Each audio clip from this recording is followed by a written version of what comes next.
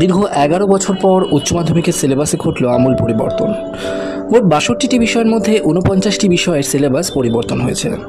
উচ্চ মাধ্যমিকের প্রথম সেমিস্টারে শূন্য পেলেও দ্বিতীয় সেমিস্টারে বসা যাচ্ছে এবং প্রত্যেক বছর প্রতিটি বিষয়ে পড়াশোনার জন্য স্কুলে নির্ধারিত 200 ঘন্টা।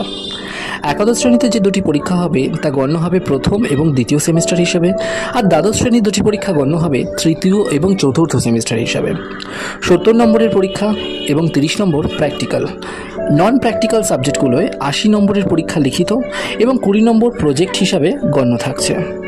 এবং 70-এ পেতে হবে 21, 80-তে পেতে হবে 24 পাস করার জন্য।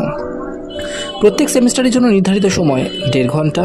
প্রথম সেমিস্টার 1.5 ঘন্টা, দ্বিতীয় সেমিস্টার 1.5 ঘন্টা, তৃতীয় সেমিস্টার 1.5 ঘন্টা এবং চতুর্থ সেমিস্টার 2 ঘন্টা।